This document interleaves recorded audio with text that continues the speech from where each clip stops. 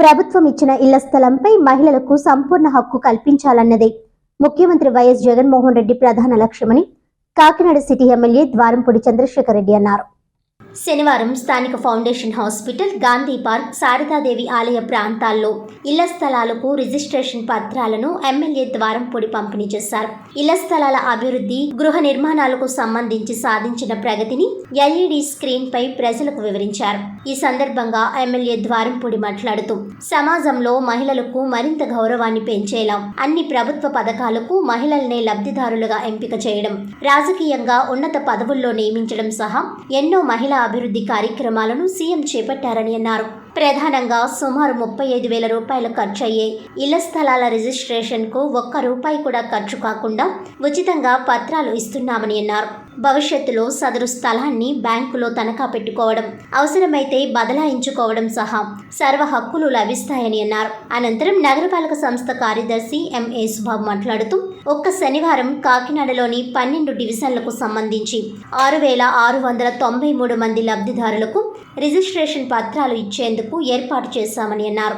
ఆయా రిజిస్ట్రేషన్ పేపర్లను స్థానిక సచివాలయాలకు వెళ్లి తీసుకోవచ్చునని సూచించారు.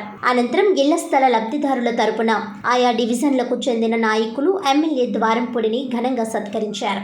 ఈ కార్యక్రమంలో ఎమ్మెల్సీ కరి పద్మశ్రీ, కౌడా చైర్పర్సన్ రాగిరెడ్డి చంద్రకళాదీప్తి, అదనపు కమిషనర్ సిహెచ్ నాగ నరసింహరావు, మాజీ మేయర్, వైఎస్ఆర్సీపీ నగర అధ్యక్షురాలు సుంకర శివప్రసన్న, వ్యవసాయ market committee chairperson Pasupuletti Venkatalakshmi, పలువురు మాజీ కార్పొరేటర్లు, నాయకులు, కార్యకర్తలు, అధికారులు తదితరులు హాజరయ్యారు. 9 డివిజన్లో సుమారు 2,635 మందికి ఇళ్ల దస్తావేజ్ ఇవ్వడం జరిగింది. గతంలో వీళ్ళందరికీ ఇళ్ల పట్టాలు ఇచ్చాం. ఇప్పుడు వీళ్ళ పేరు మీద రిజిస్ట్రేషన్ చేసి దస్తావేజ్ రూపంలో ఇవ్వడం జరుగుతుంది. దీనికి కారణం వీళ్ళ హక్కు వచ్చినట్టు, అది వీళ్ళ పిల్లలకి ట్రాన్స్ఫర్ చేయాలన్నా వెంటనే గిఫ్ట్ రూపంలో ట్రాన్స్ఫర్ చేసుకోవచ్చు, వీళ్ళు అమ్ముకోవాలంటే అమ్ముకోవచ్చు, అదేవిధంగా రిజిస్ట్రేషన్ కావాలంటే లోన్ కావాలంటే లోన్ తెచ్చుకోవచ్చు. సో అన్ని రకాలను భావించి జగన్మోహన్ రెడ్డి వాళ్ళందరూ కూడా ఒక హక్కు ఉండాలని భావించి ఈరోజు దస్తావేజ్ రూపంలో వాళ్ళకి ఇవ్వడం జరిగింది.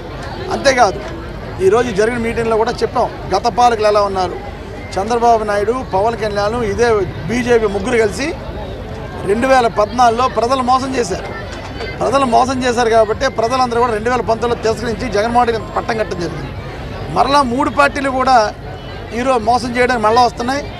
ఏదైనప్పటికీ కూడా సెంట్రల్లో బీజేపీ కన్నా తెలుగుదేశంలో కలిస్తే మేనిఫెస్టోలో స్పెషల్ స్టేటస్ ఇస్తామని చెప్పి బీజేపీ వాళ్ళు పెట్టిన తర్వాతే ఇక్కడ ఎలక్షన్ రావాలని ఈ సందర్భంగా నేను కోరడం జరుగుతుంది. పొత్తులు పెట్టుకోవడం కాదు, ఆంధ్ర రాష్ట్రాన్ని బీజేపీ ఏం చేస్తుందో చెప్పాలి. కనుక స్పెషల్ స్టేటస్ ఇస్తామని ప్రామిస్ చేసి మేనిఫెస్టోలో పెట్టి అప్పుడు ఎలక్షన్ రావాలని కోరుకోవడం జరుగుతుంది. వార్తల్లోని ముఖ్యాంశాలు మరోసారి.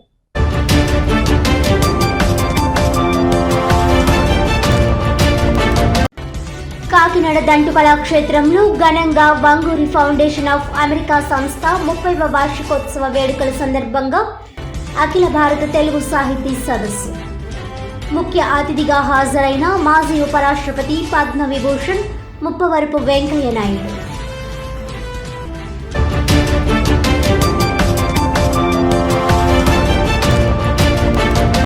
చమురు నిక్షేపాల నష్టపరిహార సొమ్మును 1,000 కోట్ల రూపాయలు దోచుకుని రాజకీయ లబ్ధి కోసం కుట్ర రాజకీయాలు చేస్తున్న Kakinada city MLA Dwarampudi. Election సమీపిస్తున్న తరుణంలో కుట్ర రాజకీయాలు చేస్తున్నాడని ఆరోపించిన మాజీ ఎమ్మెల్యే వనమాడి కొండబాబు.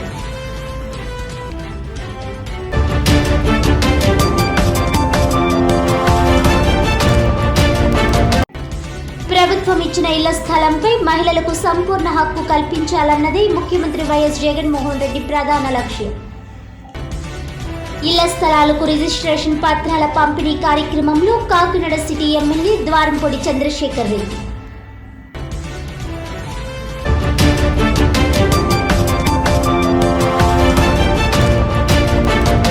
ఈనాటి వార్తలు ఇంతటితో సమాప్తం. తిరిగి వచ్చే బులెటిన్లో మళ్ళీ కలుద్దాం. అంతవరకు సెలవు. నమస్కారం.